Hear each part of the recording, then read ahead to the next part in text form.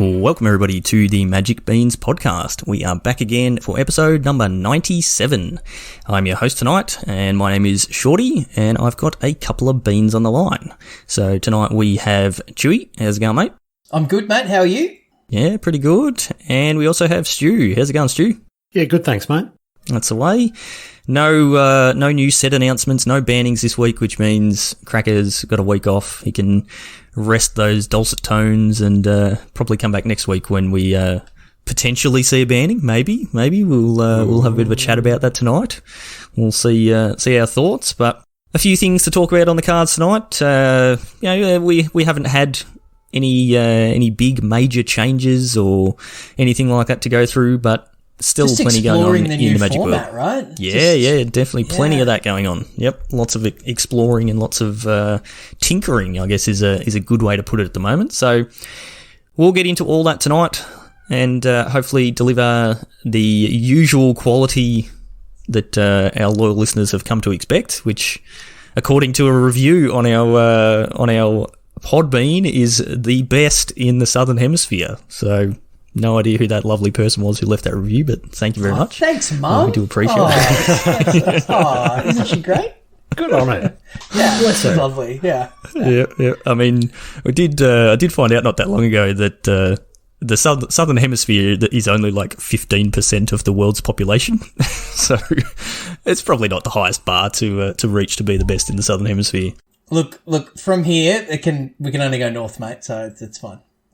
Is that a Northern Hemisphere joke? Yeah, there's a Anyway, sure. Have you got that soundboard handy? Yeah, might have to start working the soundboard into the podcast. That'd be half of it. All right. So before we get into it, Stu, can you tell everyone about our awesome sponsors? Absolutely. So as always, the Magic Beans podcast and the Magic Beans tournament series is brought to you by Josh and Pat's MTG Bazaar. They are a Facebook auction group selling Magic cards Monday to Friday, Saturday and Sunday. You can just search them up on Facebook or Google, and when you win an auction, let them know the bean sent you. Very good. You guys been buying anything lately? Couple of little things. Almost hopefully a few little cube updates for when we hit that whatever that percentage target of jabs is. When we're allowed to. Yeah, when we're allowed to hang out. So just a few little things like, a tireless tracker here and a jewel land there, that sort of stuff. So what about a Ren and 7? Do you need one of them? I know I do. Did you just say a tireless tracker or a jewel land? Tireless tracker here, a jewel land there. Yeah, things like that. Yeah, just, so, they're fairly equal in value. There's a synergy, because if you play a land, you get a clue. So, yeah.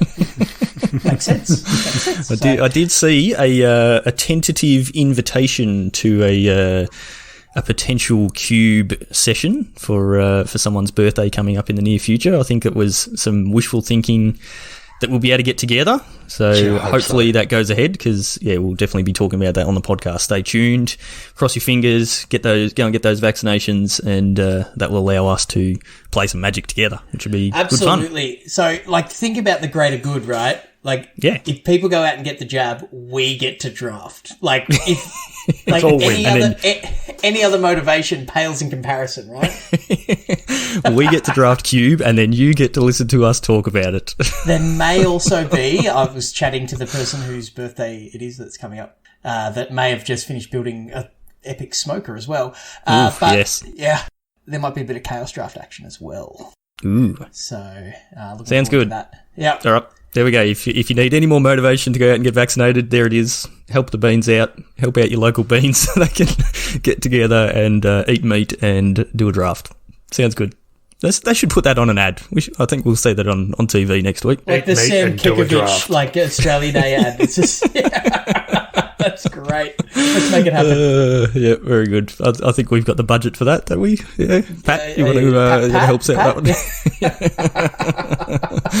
All right, we are way off topic, but it is a little bit fitting in an announcement, or a couple of announcements that have come out in the last couple of weeks with Paper Magic. Not so much for us here in Australia, but we've had announcements for some events coming up in the States. So, as most listeners would know, in the past, Star City Games have run their regular tournament series, the SCG Tour, they call it, which was pretty much weekly large events. You know, they have their, I can't remember what they're called now. It's been that long since we've seen them. Qualifiers and I don't know, a bunch of other different things. They'd run large events on weekends, sort of like mini GPs, which was, you know, very handy for us as content creators. Gives us lots of deck lists to talk about and things like that. You know, you get to see a bit of a metagame and see what the players who are playing every weekend are doing and the changes that they're making in their decks. So that's obviously been gone for pretty much the last 2 years, but Star City Games have announced SCG Con coming up on the 28th of October, so basically a month away from now. So it's going to be a big full weekend event in Roanoke, Virginia, which is where Star City is based. And this will be sort of the first major Magic tournament, in-person Magic tournament that we're seeing in the States. So good for them. Wish we were getting that here. Well, I think it's good for us as well to at least see how events are going to run in a post-COVID world. Or definitely. Yep, absolutely. And the website does state that you need a proof of vaccination or a negative result. Sorry, anti-vaxxers. Yeah. And I think masks are mandatory as well. So that's just how it's going to be. And if that's what it costs to actually go to an in-person Magic tournament, it's sign me up, right? Yeah. So I think this is great. And there's also, Star City and some other, big names in the Magic industry are holding these events. We'll talk about the others, but there's a void here. There's an opportunity for these organizations to fill the gap in organized competitive play that, the vacuum, the void left by cancelling of the Players Tour or Mythic Invitationals and the ending of the MPL. So, players want big events for prizes rather than just like grinding ladder. So this is good timing from that perspective at the very least. So I think it's great. I'm really looking forward to it. And, when we get to that point in this country, it would be great if, we could maybe band together with some others in the Australian Magic community and bring something together, right? When we get to, when it's safe to do so. Definitely. Framing that. I'd love to do that. So I'm pumped by this. It's about a month absolutely. away. Yeah. So, I mean, SCG with their tour, it was kind of separate from the Wizards, GP Pro system, that sort of stuff. It did feed into that a little bit. You could, win some of the SCG events and get a qualification for, players tours and various things like that. But it was it was its own tournament series, similar to our, Magic Beans tournament series sort of thing, where players are playing each weekend and accruing points on a ladder, which gets them to an invitational at the end of the year and all that sort of stuff. So, SCG's done a very good job of that over the years, and it'd be good to see that coming back. And it's definitely going to be filling that void of not having the Grand Prix and all that sort of circuit that is run by Wizards. And obviously we still have had no word from Wizards on what the pro scene is going to look like. And I wouldn't expect them to give us anything till next year sometime. So this will fill that void. We did see, I don't know if you guys remember, we spoke about it just before the pandemic all sort of kicked off. Good Games started up their tournament series in Australia, and it was going to be sort of similar to the SCG type stuff, but for us here in Australia. So hopefully once things settle down here and we get back to some sort of normality, someone like Good Games, who are probably the only ones really big enough in Australia to run something like that, pick it back up again and start it going. But I agree with what you said, Chewy. It's good to see them, they've put out statements about what the requirements are for being able to play and, contactless registration and all that sort of stuff. So good to see that they're putting those things in place and, sort of taking this sort of thing seriously to try and get things back to normality. So that's you SCG. You can even take your Birds of Paradise and get them signed by Mark Poole, who will be in attendance. So it's all upside. Very cool. Yep. So that's SCG. We also had Channel Fireball have announced their own event. So for the last couple of years or prior to the pandemic, CFB was running CFB events who'd partnered with Wizards and they were the ones who were actually running all the GPs. They were the tournament organisers for all the GPs throughout the world. So like they ran the ones that were in Australia as well. They closed down CFP events when the pandemic stuff all happened, so that was no more. But part of what they ran every year was GP Vegas, which was a huge, huge event. I think the last one had like 4,000 people or something like that, like just massive events. Always a big thing on the calendar that people looked forward to, and they would travel all from all around the world to go and do. You know, we've spoken about wanting to do that one day when Chris decides to shout us all some flights, maybe, but who knows? Maybe we will get there one day, but it's coming back. It's on the list. It's on the list. And I'm pumped by this. Yeah. And they've got a whole section on the website announcing this about safety as well, with like plexiglass and contactless registration, distancing, sanitizers and stuff as well. And yeah, they're really clear on, masks. So, they're doing what they have to do to make this happen. And this is going to be Innistrad sealed, like Crimson Bow sealed, and the new set sealed. Yep. Yeah, modern. Yeah, two main events, 25 grand each in the prize pool for the two main events. So that's pretty good. The SCG events, we don't know what prizes are and all that sort of stuff, but for the Channel Fireball one we do. So 25 grand in the prize pool for both those events, which is pretty cool. And yeah, modern, finally paper modern coming back. we might start talking about it again, which would be pretty good I know a bunch of our listeners really miss us talking about modern, but it's been so long since we've played it.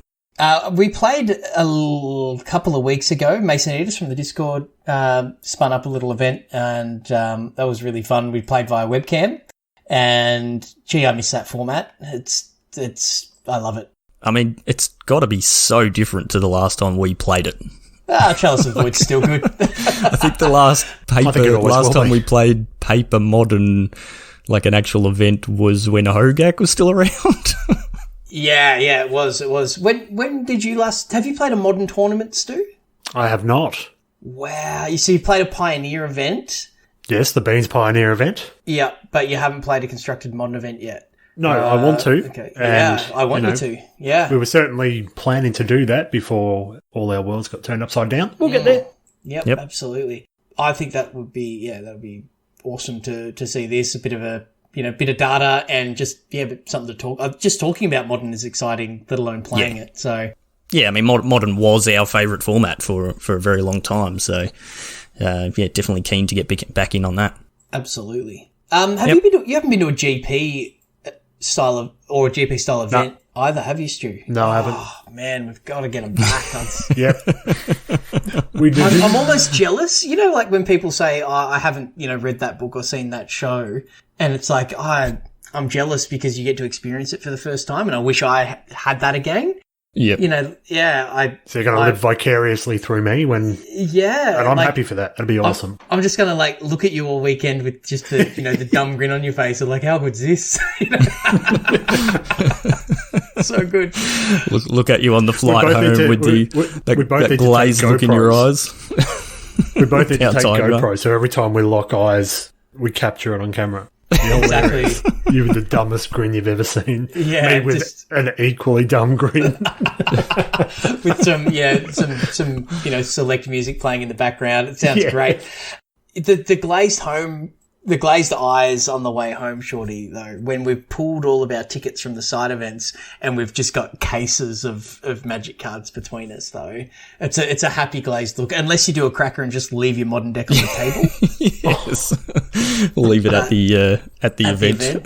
While you're sitting at the airport. Shout out to the good humans that play Magic that turned that in, and we got it back, so well done Magic family. But yeah, you can probably tell, listening to this, you probably got the same memories of past events sort of flooding back, your own version of them, or you've never, you've only played Arena and you don't know what on earth we're talking about. But just imagine, an auditorium full of nerds and all there for the same reason, sharing a passion for the game. And, so I've met people from all over the world and people that I count as, lifelong friends today through events like that. They're just awesome. And it is the gathering, right? It's a bit cliche nowadays, but, it's a big part of why we do this, and having these events back through SCG and Channel 5, well, even though they're not in Australia yet, but, it's that first step.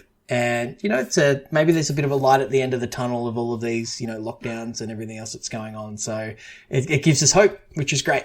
Yep. Still probably a little while off for us here in Australia, but it brings back those good memories. But you can still see the light, right? Yeah. Yes, as long as that light's not a prick train. Down the very end of that tunnel, yes. It's not a train, it's not a train, a Seeker's chariot coming at us. Yep. All right, so the other thing that got announced this week is Red Bull Untapped is returning. So, Stu, have you got some details on this event or this series? Yeah, I do actually. So, obviously there's that's just been announced only a couple of days ago. The first event will begin on the 16th of October. The event is free to enter as well. Yeah, whole series is free to enter. So it's almost like it's almost Magic Beans level. So good on them. There'll be 6 events plus two. So again, more in-person events. 2 more, one in Japan and one in Portugal, with $20,000 in prizes per event up for grabs. So that is pretty sweet. Yeah, well, we had the Red Bull. It must have been last year sometime, and I think I played in a couple of events. I think you played in at least one, Chewy. Yeah, just one. Timing was a bit of an issue for definitely. Most of them, Yep. So looking at this one, they're doing them in different time zones for all 6 of them. So if you jump onto MTG Melee, you can find all the registration details for that, but they've listed the different time zones that the different events are in. So they're going to be like they're sort of spaced out over the period of, I think, like 6 weeks, maybe a little bit more. And the Japan time ones suit us pretty well. Yeah, it's two Japan time ones, so they'll be pretty good for us, so we'll definitely be able to play in those. The European ones are not unachievable as well. And just having a look at the Melee website and, just whipping out the calculator on my PC, there's already almost 4,000 people registered for this. Yep. Huge. That's over 1,000 people already registered for the first one, which is still over 2 weeks away. So I think one of these we played had like 3,000 people or something like that. Or maybe might have even been the first one had even more than that. I don't know, but there was a lot of players. Was it the Red Bull one that crashed Melee? Was that their first? Yeah, I think so. First event. And look, Melee's come a long way since those days. So I'm hopeful that they have got those kinks ironed out. But it's there's obviously an appetite there, right, for these events. So I think it's great. I'd love to have 1,000 people for the Beans events, just quietly, but... Oh, man. It's the organisation for that. Oh. The live draw already goes too long. Do a live draw for days. And who's in Group Chewy? I'll go. You got a round robin with 300 people in your group, yeah. Good. Yeah. You got 4 weeks, people. Let's go. Yep. Yeah. But I think this is awesome as well, and just it's exciting times. There's new Magic coming up, which is absolutely fantastic. Like new Magic events and investment in organised play. And as I mentioned off the top, there's a vacuum, and SCG, Channel 5 and now Red Bull all looking to kind of get their market share, which means that, there's just going to be more competitive play with good prizes for all of us, like every Magic player around the world to get in on and enjoy. So, it's like you said before about the gathering, even online, and this is my experience, even within our own Beans leagues, is I'm having more fun playing in our leagues with a bit of banter with people than I am grinding ladder on Arena or even drafting on Arena, because you're sitting there, you're on your own, and you're missing out on the other half of the component of Magic the Gathering. Like you said, Preach, brother. it might sound cliche, but for me, it's very true. And I think I posted in one of our group chats a little while back, like the Beans group chat, about the fact that just how much I'm missing just even us just getting together and actually just jamming games. Yeah, well, it's absolutely. And I don't know if you even listened to it back then, Stu, but like episode 1, and we're at episode 97 today, but episode 1 my origin story, part of that was moving from Magic being a personal pursuit to being a group pursuit, where, you know, it's about time with friends and sharing experiences and learning from them and in exchange sharing my knowledge and all of us getting better together. And that's been really stifled over the last couple of years. It has. So I'm craving it, and I'm really excited by this because, like I said, it's distant, but it's hope. Yeah, so absolutely. For us, so it's really good. Yep. Just like some information on the Red Bull events. They're doing a structure a little bit different to the last time and a little bit different to anything we've seen before, actually. So, interestingly, they've capped the event at 4,999 people. So, that's a lot of Magic players. So, I would expect if there's already over 1,000 people registered for the first one, it's probably going to go over $2,000. So that's pretty cool. But what they're doing is they're playing it over 2 days. And the good thing with these Red Bull events is they do a lot of coverage for them as well. And they do a very good job of it. Obviously, Red Bull does a lot with esports. They've got very professional teams and much better setups than we have in terms of their back-end systems and people pushing buttons, not just one random guy sitting in his rumpus room and hoping that a tree doesn't fall on his power. But what they're doing, so day one is Swiss rounds, as you sort of normally get in most events. And then what they're doing is they're cutting the top 64 from the Swiss rounds, and they advance into day two, but they're placing them into divisions.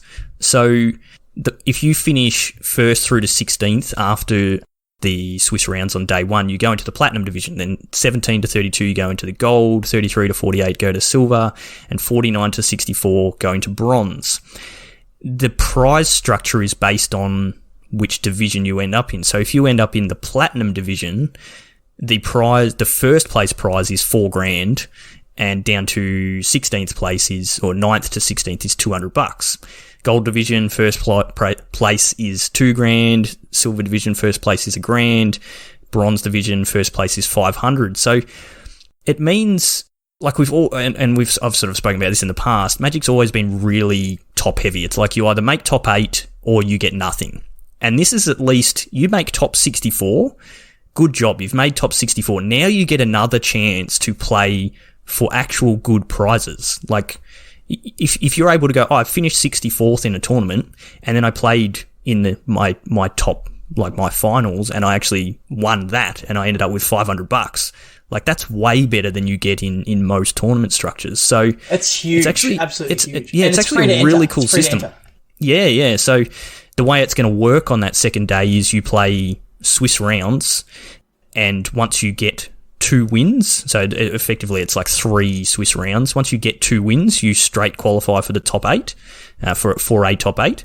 And then once you lose 2 of those rounds, you're eliminated. So it kind of takes 16 players, cuts them down to 8, and then those top 8 then play off, and then you sort of get all your prizes from there. So really interesting structure. I've never seen that before. Maybe that's come from another game, or I don't know. But yeah, very cool, and I really like that prize structure. I really like that it's get to a certain point, and then you then get another chance to play for prizes within your division. So well done, Red Bull. I really like that. I think it's really good. Yep. I think it's so really good. We'll see how that plays out, and yeah, keep an eye out for their awesome coverage. But yeah, definitely go and check it out because there'll be good events, and like Stu said, they're free to enter, and there's 20k total in prizes per event. So that's a lot of money for free events. If only Red Bull would come and sponsor us and give us $20,000 to put in I will drink Red Bull on stream. I'm willing to do that. Yeah, I will do it. What a sacrifice! I know. I like the sugar-free stuff actually. Like, I actually do. Here goes our sponsorship. I don't like Red Bull. It tastes horrible. I'm not going to say anything.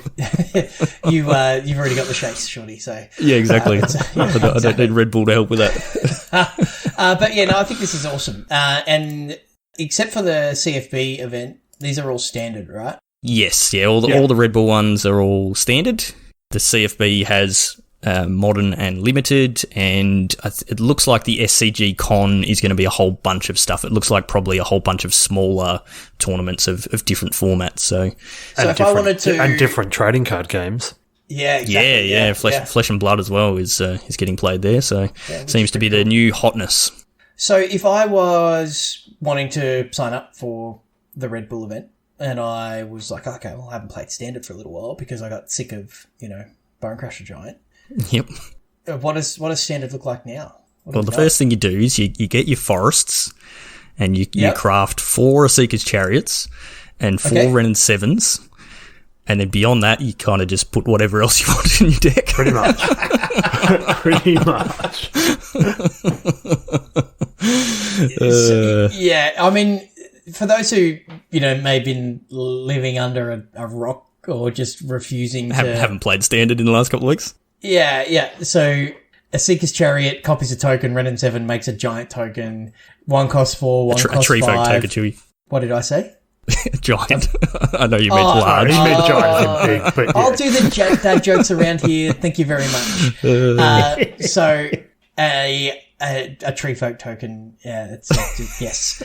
So you can just pump out like 6, 6, 7, 7, 8, 8 tokens with your chariot and your Ren and 7, which is pretty amazing in and of itself. So it's an obvious curve. They're both in the same color. It's really powerful. And yeah, they're kind of the default choices for any green-based deck. And I guess that's, if we're starting to look at decks in Standard right now, that's the obvious place to start. Like, what are the versions of Chariot and Ren and 7 decks are we seeing? What's out there? What are our options if I was to build that? Yeah, I mean, I've been playing green-black, and I know you have too, Chewy, but as most people have been playing some sort of green-based deck. But yeah, I've been playing a Chariot, Ren and 7, Storm the Festival?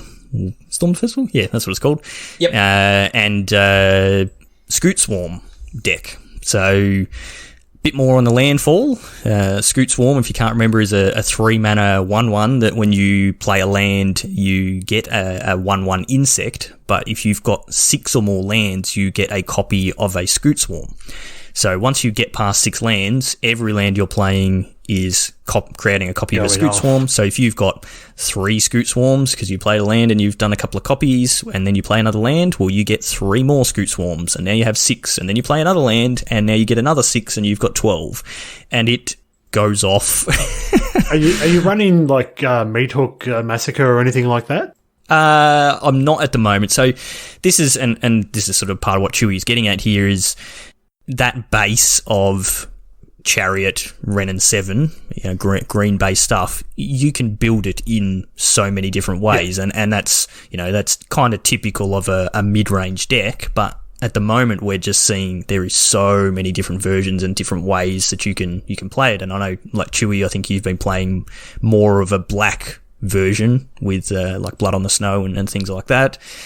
I'm playing a Scoot Swarm version. You can add different colours and things like that. So I was having a lot of success with the Scoot Swarm version. It was very easy to stall the early game, do a little bit of ramping with Prosperous Innkeepers and Tangled Florahedron, and then play the I can't remember what it's called, the 2 and a green learn card that gets you a basic forest, and Scoot Swarms, and just generate mana, have the Ren and 7 and Chariot package, which is super powerful, and then just play Storm the Festivals, and just, like the amount of times I'd cast a Storm the Festival where normally you're trying to hit like a Ren and 7 and a Lolth. It's like, yep, get all the value, got 2 Planeswalkers for my 6 mana spell, and instead it's like, actually I'm just going to take these 2 Evolving Wilds instead and play them and generate 20 Scoots, and then I'm going to crack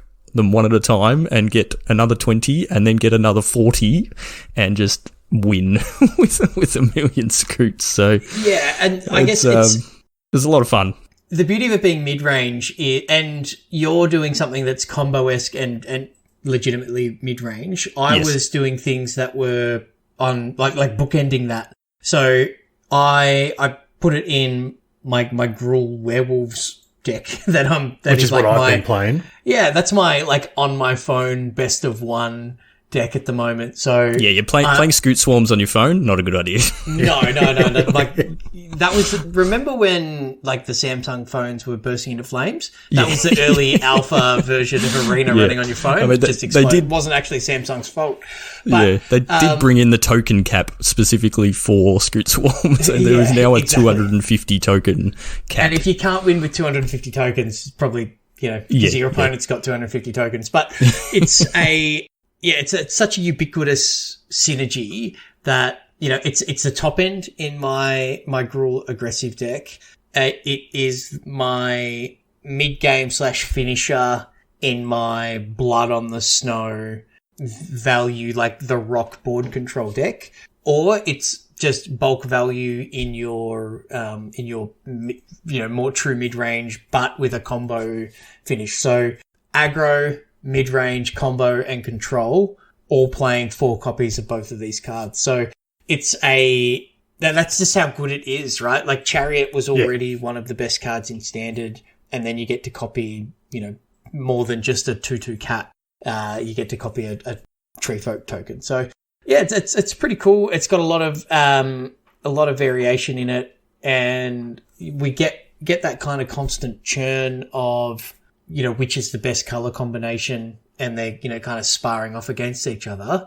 And it means that at least at the moment, there's no consensus best version. It's just a really good synergy to add to any green deck, which makes the format gravitate towards green. But then you've got a bunch of decks that kind of targeting it. Some are just ignoring it and trying to do their own thing. Cracker playing Delver. But there's then a whole bunch, whenever the format is like quote unquote solved, and we were talking before the cast, is like some ridiculous number, like up close to 1 billion games of Magic played every month on Arena, right? Something ridiculous like that. So things do get solved pretty quickly, which means that things can then be targeted really quickly, and being solved that quickly doesn't necessarily mean that it's static. It means you actually get more innovation.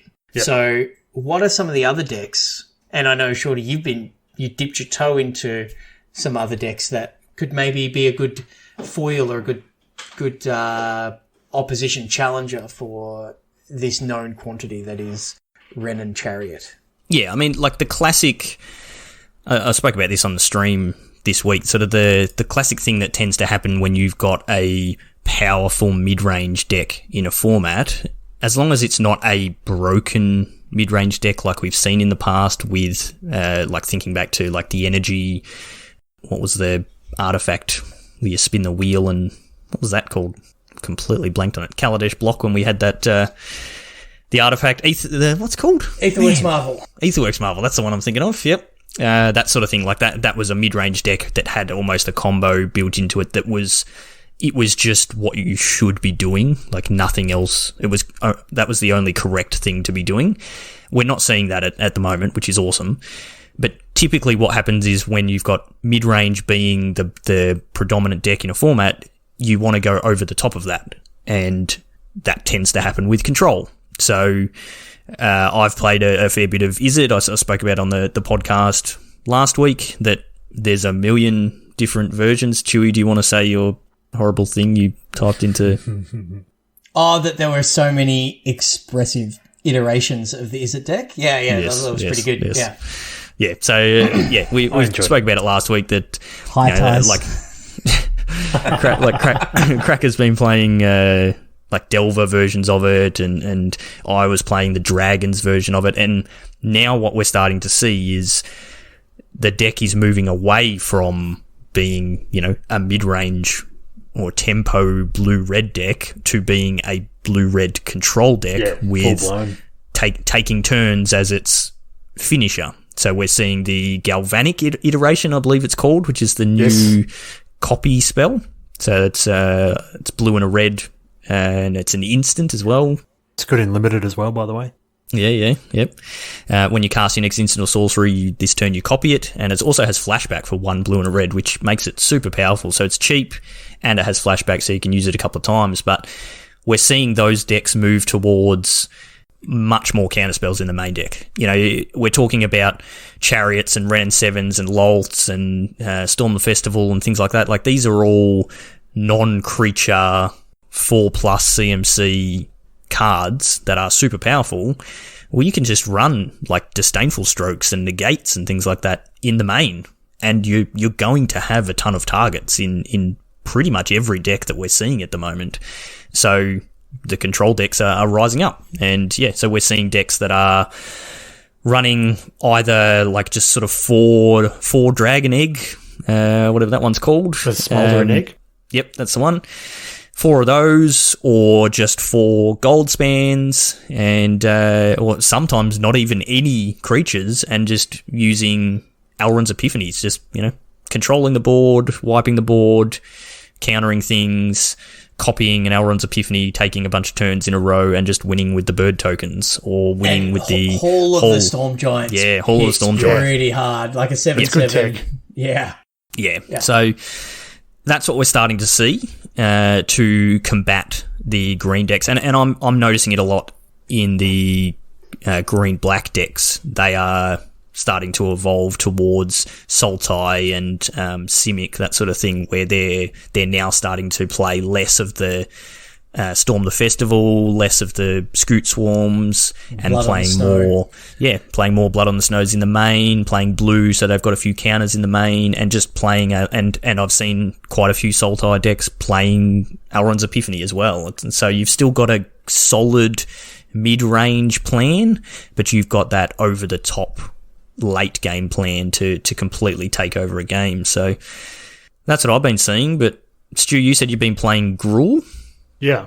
Yep. Only really took that up the last couple of days. You're just trying to get under them then before they get to their 5 mana thing. Well, no, I mean, either get under them or just do the same thing anyway. As you said, it's just running the Ren and Cadillac package. So, running things like Werewolf Pack Leaders, which are nice for a bit of card draw as well, along with Reckless Stormseekers. The Stormseeker Chariot combo is gas, right? Yeah, it is. Yeah, that's really good. I also are you playing the red-green Werewolf Legend that draws cards when you hit with a wolf or werewolf? Is that Tovolar? Tovolar? Yeah, it is the Dire Overlord. Yeah, like for a Gruul deck, you just draw so many cards. Yeah. So yeah, and I don't know what version you're playing, but and I'm probably well behind the 8-ball here with Rolling I'm probably right with you. I cut 1-drops and I'm winning way more in that deck, which feels really weird with, I want to be an aggressive deck. I should be playing 1-drops, but there's not really a good 1-drop. There's the one that where you've got +1 counters on stuff, and that's got some synergy with the enchantment that makes a wolf. Yep. But yeah, I just found that 1 mana 1/1 that I had to spend a mana every turn to make bigger just got outscaled by the format so much that I was actually just better off not spending a card on turn 1 and going bigger, like playing an extra couple of land in the deck and going up to Ren and 7. And my aggressive deck is more of a mid-range aggressive deck with a lot of card draw and the ability to go over the top with Ranger class and the Cadillac Ren combo. So yeah, just that change that I made a couple of days ago, and my win rate has definitely increased. So that's good. Yeah, I'm making notes as we speak. There doesn't seem to be a ton of good 1-drops in the format at the moment, and that's something that I think we're going to see change in the next couple of sets. We're in this mid-range state at the moment, which is actually quite good because we're seeing a lot of change and iterations on decks and people trying, the metagame evolving to be more controlling. So we're now getting the controlling decks trying to take over those mid-range decks. What tends to happen then is once the control decks really become dominant and the mid-range starts to get squeezed out, that's when you would have your mono red that we've seen in the past come in and just be too quick for those controlling decks. And we don't have that at the moment. There are a few good cheap board wipes at the moment. Things like the is it Cinderclasm? That does a pretty good job of cleaning up those small creatures, and then we've got a whole host of different 3 and 4 mana spells that can deal with smallish creatures. Once you're dealing with creatures with sort of 4 toughness or higher, they're a little bit harder to deal with, but it makes it very hard for those really low to the ground aggressive decks to actually survive. So I'm assuming that, obviously Wizards know what's coming down the pipeline, and that over the next couple of sets we'll start to see some good mono red and mono white low aggressive cheap creatures, so we can get back to sort of where we were, because those decks, while people get sick of playing against mono red all the time, they are the police on the format. They're what keeps people honest and stops them from doing all the crazy. I'm just gonna do nothing for the first 4 or 5 turns, and then I've just got an end game that you can't beat. So that's no good for a format. That just gets really boring. So the mono red low to the ground decks put that little bit of pressure on, and keep those decks honest. Yeah, I agree. Do you know what I got wrecked by earlier today? Battle of Frost and Fire. The blue-red saga. Yeah. Yep. So it's 5 Is that the one that does like 4 damage? Yeah. To each non-giant creature. Yeah. So it used to be terrible because Bone Crusher. Yeah. But I was playing against like an Alrund's Epiphany, like blue-red control deck, and they had counter magic and what's the bounce spell that scries? Fading Hope. Fading Hope. Yep. Yeah, and then I resolved a Cadillac, I'm sweet, and then they're just like, I'll kill all your stuff, and then I'm going to scry 3, and then they had the when phase 3 went off, they copies a spell. Yeah, then they were like, what's the it's you draw 2 and discard 1. Oh yeah, right. Yeah, so they played their big is it Imrith, the big blue dragon? Yep. Yeah, so they played Imrith and just drew extra cards, and it was just, and they just had this full grip of removal, and it's like, oh yeah, I can't win now. Like Fading Hope, bounce your Renin 7 token, Battle of Frost and Fire away your board, dump a big dragon, have a big grip, and it's just like none of my removal spells in my Gruul deck deal 5 damage to a blue creature. Yep. Yeah. So but this is what I love. Yeah, You have that new big bad, the Renin 7 Eskier's Chariot combo, but there can always be maybe not a bigger bad, but an equal. And it looks like we've got that. Well, at least it feels like it in my experience with these Izzet control decks. Yeah. Yeah, absolutely. I've definitely been hit a few times from the Izzet deck with the Galvanic iteration copying the Fading Hope. You play your Seeker's Chariot, it's like, yep, sweet, got me Chariot down, it resolved, and then they just go end of turn, Galvanic iteration, Fading Hope, and they bounce your 2 tokens, so they disappear and they get to scry a couple of times, and you're just sitting there going, okay, now I have nothing to crew my Chariot, and you've had some card selection, and you're setting yourself up nicely for the rest of your game. So it's like the ultimate tempo play. Yeah. No, it's awesome. So yeah, really good to see that deck is rising to combat the Golgari decks and the Sultai decks. So I might have to swap back over to that. What else are we sort of seeing regularly on the ladder at the moment, or in our Beans League matches that's doing well? I mean, there's still a bit of mono white aggro getting about. Yep. I in my one league match, I got annihilated by mono white aggro. So it must be good. Mind you, that was I think I was playing a different deck. I wasn't playing the Renin 7 combo at that point. So, but the versions of this deck that I've seen, Shorty, fill that role that you attributed to mono red, and like they're filling that mono red role where they're policing the format, where they've got 12 1-drops and they just get out of hand really quickly. Running like 4 of the Monk of the Open Hand, and then you start casting 2 spells, and you've got Clarion Spirits as well, and they just go off. Yeah, and Faithless Haven for a bit of insurance as well. Yes. Skyclave Apparition, Elite Spellbinder, Brutal Cathar. So they've got really good interaction as well. And yeah, it's can be really, really explosive. And sometimes it feels like one of those decks where it's like, I'm going to go Monk of the Open Hand, then next time I'm going to go like Code Spell Cleric plus Usher or something like that. And it's just like, I've got, a lot of power on the board on turn 2. Like, what have you got? And yeah, it's that, my prediction for this format will be we end up with a rock, paper, scissors type format where we have these mid-range decks, be it mono white or mono red or Boros, because you can add Showdown of the Skulls to this and things like that, that beat the control decks, the blue-red or Jeskai control decks, but lose to the Chariot Ren combo, but the Ren combo beats this, but it loses to the other one. And, and that's kind of the pillars of the format. And there's obviously a lot of room in between, but that is definitely my prediction as it stands for this format. But I don't know if we'll ever really know that because the next set, Crimson Vow, is coming out pretty quickly. So, pretty soon. Yeah, but, with Arena and the amount of games that get played, maybe we will get that solved. And having these double sets is actually nice and refreshing. I'm actually interested to see how that works.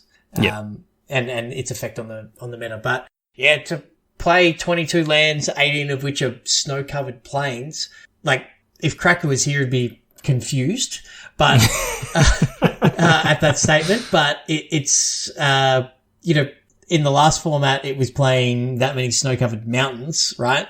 This is kind of doing the same thing. Yeah, I'm just finding like because of how mid-range and controlling the meta is getting, like there's just so many board wipes that deal with this deck, and then it just can't recover. It's got no way of getting back in, and that's like I think we spoke about it on the podcast last week. Like that was the big thing with the mono red decks we've seen recently, like in the last couple of years, where they had the good, quick, aggressive starts, but then they had a big finisher, whether that was Experimental Frenzy or Embercleave, but just something to actually finish the game off. And the mono white deck just doesn't have that. And you're incentivized to be dumping your hand every turn because you've got a lot of things that are triggering off of casting 2 spells a turn. So you're not able to just play a couple of creatures and then hold some stuff in your hand so that if your board gets wiped and then you can play a few more, you're incentivized to dump your hand every single turn with no way to restock your hand. And yeah, that one board wipe gets you. And like there's plenty of, I can't remember what the spell is, but there's one that's -3/-3, you choose a creature type, and all creatures that aren't that creature type. Yep, that's the one. Get -3/-3. Like that deals with so much of this deck. The Meat Hook Massacre and things like that. Yeah, as well. Meat Hook Massacre. Yep, and like there's so many Blood on the Snows getting around. I've seen quite a few like Azorius, blue white or Esper control decks getting around as well that are running a ton of Doom Scars. And there's a board wipe at the moment that destroys all non-land permanents, which is nice for killing all your planeswalkers and your Cadillacs and all that sort of stuff as well. So yeah, I just find, yes, the white deck is powerful and it can 100% have those quick starts where you're just going, oh man, I'm just dead, I can't deal with this. But once you deal with it once, that's kind of it. So we'll see what happens. It feels like a good best of one deck. Right? Where you can just churn out those games and just get them. Although you'll notice, Shorty, the link in the show notes to the example mono white aggro deck. Yep. Doomscar in the sideboard. Yeah, in the sideboard. Yep. You were just ahead of your time, mate. You're just ahead of your time. Yep. 100%. I mean, I got destroyed this week on stream. Who was it that killed me? I think it might have been Ill Addiction. Someone in my group killed me. They were playing a red-black Blood on the Snow deck. I thought they were playing like a red-black treasure sacrifice deck. Like they were playing Kalanes and Magdas and things like that, and Goldspan Dragons. But out of nowhere, in comes the Blood on the Snow in the main deck. Game 1 just completely blew me out. And I've got a whole bunch of snowlands, so I cast Blood on the Snow, I kill all my dudes, and I bring back my Goldspan Dragon, and I bash you for 4 in the air. And that just happened over and over again, and I was going, what the hell am I doing here? I saw a lot of that deck when I was playing through Gold this season. I haven't seen so much recently, but it does crop up. And the Shambling Ghast and the black spell, the 2-mana black spell where you sacrifice a creature, make a treasure, and draw 2 cards. Yep. Like you can get, like 5 mana turn 3, and yeah, you got Skullport Merchants and things as well that also get you treasure. Yeah, absolutely. Get so you some value. Drawing bulk cards. I've ran into occasionally a Jund deck that is using that 5 mana to just cast Ren and 7 on turn 3. Yeah. Yep. I think Brian Gottlieb's been talking about that on the Arena Decklist podcast. He's been playing a fair bit of Jund, so yeah, probably comes from him. We did see on the weekend we had the finale of the ESL tournament, or the ESL series, the season 1 of that. They had to reschedule the event, the event 4, the qualifier 4 was on the previous weekend, and there was just a ton of arena bugs, so they pushed it out a week. So they had on the Saturday, they had the Swiss rounds and then played the top 8 on the Saturday evening, which then gave them their finalists for the season 1 for the top 8. So we saw the Azzy G, who's fairly recent to our Discord. Yep, but has jumped in our Discord, has joined up in our league, starting to play in our events. I'm pretty sure they took down the event on the Saturday, which got them enough points to qualify them for the finals the next day, and did really well. So ended up losing in the finals to Splint. So congrats to Splint. Splint was playing a Simic ramp deck, so playing Chariots, playing Ren and 7s, but going all the way up to Elrond's Epiphany. Did very well with that. But yeah, the Azzy G running Boros. So yeah, getting aggressive. Showdown of the Skulls and a few aggressive creatures, and yeah, doing really well with that. So I don't know if you guys have seen the Boros version getting around much. I think I've played against it once on ladder, but not really much. No, I haven't seen it. Okay. I think maybe once I've played against it and got crushed by it. So yeah, well done to the Azzy G. Welcome to the Beans. Yep. And good deck choice. And I was sorting out children and things, so I couldn't pay 100% attention to the stream, but what I saw, they played really, really well. That combination of the right deck choice and playing well and, reap the rewards of that. So second place is nothing to sneeze at, so well done, Azzy G. I wanted to watch the final, but it was after my bedtime. Yeah, it was quite late. Yeah, I watched a bit of it, or had it on sort of in the background, or with the earphones in, that sort of thing. They did, as they've done for the previous events. ESL did a really good job of coverage for this final. They took a bit of a leaf out of our boat and out of our boat. I don't think that's the correct saying. Leaf out of our boat. Leaf out of our cap. What's the page out of our book? Yeah, a leaf out of our book. Yeah, I'm just gonna mix. I'm just gonna write that one down.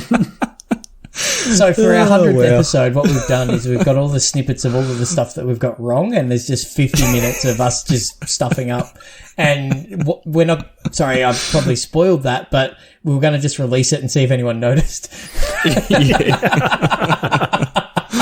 Anyway, what I was going to say was they'd done some pre-recorded player interviews, which is good to see. And, yeah, obviously we'll be doing something similar again for our Invitational. So well done to ESL. So there's a whole nother season of that. I'm not sure exactly when the first one kicks off, but I think it would be in the next couple of weeks, because they want to have that all finished up by the end of the year. Yeah, Bard did say that they want to have 2 by Christmas. So yeah. So if you've enjoyed those, or you've missed out, then there is more coming. So I think that's it's great to see something sort of more local happening in that space, and Aussie accents on coverage is always welcome. Yep. You can't beat it. The guy that keeps mentioning series instead of matches and things like that. Just typical esports. Too used to talking about other things and not Magic. And Bard does a good job trying to keep him on track. Bard's very good. Bard's very good. Yeah, I rate Bard. Yeah. Yep. And the just like a little spoiler, got some interesting things with we've got our Invitational coming up fairly shortly, just in a couple of months, and been thinking about some of the player interview stuff, and might have a little something shiny to show. We had a bit of fun with it last year with J Mud being Stephen Bradbury and things like that, and just. You don't want to rest on your laurels. You want to try to make it a bit better. And Shorty did all of those last year, so it's going to be a bit more of a combined thing. And so, extra set of hands, extra set of ideas. So, Stu's doing them all this year, aren't you, Stu? Yep, no worries. Just show me how to edit a video. Yes, please. It's just 4 hours of Stu being asleep on the couch at 7 p.m. Yeah. All right, so the last thing obviously sort of just to wrap up on Standard, it's in a good place. I sort of mentioned it right at the start of the podcast, do we think there's going to be a banning? I don't think any of us are in the boat where we think anything should be banned. There's obviously been people, claiming or complaining as people do on Twitter, and Ren and Seven and the Cadillac needs to go and things like that. I don't think we're anywhere near that. I think Standard is in a very good spot. There's so much metagame shifting and decks changing and adjusting and that sort of stuff going on that nothing is too powerful. So I think we're at a very good spot, and I think massive props to Wizards for having a format that's actually really cool and really enjoyable, and it makes me go, I'm enjoying playing this deck, and suddenly 2 days later it's not good enough and I need to readjust what I'm doing and actually tinkering with decks, which I haven't done for so long. I've just been playing the same mono red list forever. Look, that innovation is great. It also makes you spend more wildcards, Shorty. Yes, it certainly does. That's the biggest problem, man. Make a good format, people spend more money.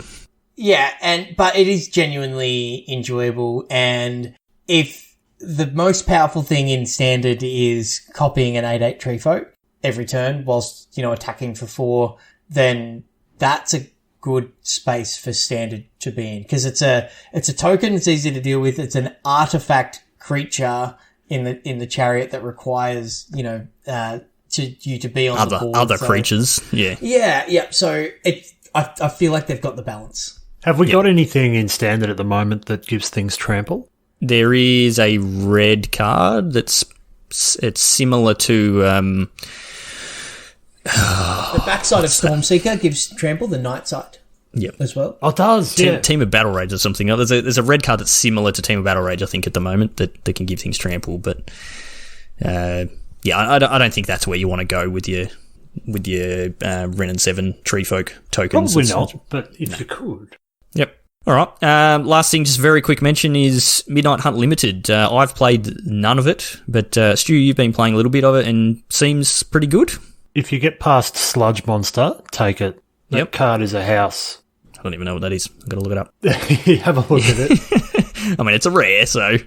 I'm going to add to Stu's advice here. If you get past Sludge Monster, take it. But don't pass Sludge Monster. Don't pass Sludge Monster. Yeah. So, have you been drafting or playing sealed, Stu? Drafting. I've done one sealed event, and I think I finished 4-3 with a bit of a Dimir pile, which is, pretty good for sealed. But yeah, I've done maybe half a dozen drafts, and I keep getting similar results. I'm getting about to that 3-4 win mark and then losing out. But that's good. I'm getting close to getting a return or, breaking even on just about every draft I do. So no, nice. And Are you enjoying the format? Is it actually fun? It is fun. It's been a couple of weeks, but when I was playing it, it was fun. Yeah. I have had high expectations for this set from a limited perspective, because Innistrad historically has been really good limited sets, and this format I don't think it's as good as original Innistrad, but that doesn't mean it's bad by any stretch. I've really been enjoying the gameplay, the deck diversity. Any color combination seems to be pretty good. There's good synergies. There's obviously bomby powerful cards. So I've been enjoying it. I've been doing a lot of sealed, just trying to, build my collection. I think I've done 6, maybe 7 sealed decks. I'm still getting to break the 7 wins. I've had a couple of 6-3s, which are frustrating. But, I consistently, 5-3, I've got a couple of times. I've only had one, 3-2. I haven't had an 0-3 sort of thing, but, I have had one 0-3, yes. I'd forgotten about that. It happens. I've only done one draft so far, and I went 1-2, but I had the arena client just bug out on me and disconnect me, and I missed half a pack of picks, so that didn't help. and kind of tilted me a little bit as well, which probably didn't help my gameplay. But Wizards, if you could just fix the arena client so we can, challenge from the friends list without deleting our sideboards. Losing our sideboards. Things like that. And if you're disconnected, actually give us a warning that you're disconnected. All the things that Magic Online do, that'd be great. If you could just make Arena as good as Magic Online, we'd be happy. Thank you, Wizards. Such a simple request. Like it doesn't sound that hard, right? Because Magic Online is not exactly the most, the best application going, but it works. It's set a pretty low bar. Yeah, exactly. Anyway, we could complain about arena issues forever. But sounds like good limited format. I think it should be up for gold drafts pretty soon. It should be about that time. I'll draft a lot more next week, probably. Yeah. Yep. So I'll probably be keen to get in on those and try and earn a few cards. The adversary creatures are all pretty good as well, so I recommend if they show up, grab a hold of them. Open Mythics. Yep, good draft advice. Yeah, good. 100%. Top advice from Stu, open Mythics and bomb rares. The only other one I was going to suggest is Puppet Stitcher, which is another Mythic, and it is a really fun build around. I'm just going to read it. So whenever you cast an instant or sorcery spell, create a 2/2 black zombie creature token with Decayed. I've lost to that card a couple of times, actually, yeah. So, obviously we mentioned the Galvanic iteration. I also had a couple of those in this deck and was just kind of popping off with a lot of zombies. And then when you flip our friend, the Puppet Stitcher, let me just find that again. So it becomes an artifact, and creature tokens you control lose all abilities and have base power and toughness 3/3. So things don't your get decayed zombies no longer die. Yep. When they attack. And there was one point there where I had like 15 zombies and then flipped Puppet Factory and just, that was it. Nice. Yep. Open bombs. Good open advice. Bombs. All right. So the last thing just to quickly mention on the way out the door is the league. So, just over 2 weeks left to finish your matches. We've still got a very long way to go, which we knew would happen with this league just with how early we started it. In the standard format and rotation, all that sort of stuff. Group Chewy, you guys, and you too, Chewy, you played 0 matches, but Group Chewy, calling you out now, you guys need to pull your finger out because you've had stuff all matches. I tried to play matches, but Arena is a terrible application, and I couldn't actually sideboard. Rewind 5 minutes and you'll hear the previous rant on Arena. Oh my goodness, it's not that hard. Nah, huge shout out as always, Rolling Royce. Goodness me, this guy's insane. He's played 11 matches already, sitting in 10-1 on the top of Group Cracker. So I think he's got 1 match left to play. It's 13 players in the group, so 12 matches. So he's got one match left to play in under 2 weeks. So well done, Rolling Royce. Shout out to my brother Arcturus, who took the 1 loss. Who gave Royce his 1 loss. Yep. He's sitting on 5-1 as well. Second place, so tiebreaker. So I assume that Rolling Royce is locked in finals again. Yes. No surprise there. So, Mr. very Consistent. Good. Yep. So, anyway, that's a quick update on the league. Get your matches done, 2 weeks, and then we'll be getting into the finals. So, that's going to do us for tonight. Just the usual wrap-up on the way out the door. If you do want to play in our future events, I'm assuming we're going to be running leagues and a tournament series next year, but we've at least got a one-day historic event coming up in the near future, and then who knows what after that. So the best place to find out all that information and to get in on those events is in our Discord, as well as just being an awesome place to chat with very cool people. It was, as we mentioned before, with the Azzy G doing really well in the ESL event, it was awesome to see the support that he was getting throughout the day as he was playing his matches, people watching the coverage, all that sort of stuff. So that's what you get in our Discord. Awesome community and plenty of people to bounce your ideas off. So come and join us in there. The link for that is always in the show notes or on our Twitter and Facebook, that sort of stuff. There's also a link for our merch store. I just saw an email before from Stream Elements. I think there's new stuff coming to the merch store, so we might update that a little bit, get a few new things on there. But you can pick up your hoodies and t-shirts and that sort of stuff so that when we finally do have these in-person events somewhere here in Australia, we can all get together in our sweet Magic Beans gear and know that you're hanging out with a fellow bean or a bean sprout or just a member of our community. So Go and check that out. Check out our sponsors. As Stu said at the start of the podcast, they have daily auctions, jpmtgbazaar.com.au. Grab yourself some absolute bargains. You can find us on YouTube, Facebook, Twitch and Twitter. All those places, just search for Magic Beans or Magic Beans Cast and you'll find us there. If you want to find me on Twitter, I am at Peace Inc. Chewy, you are? At Chewy MTG. And Stu?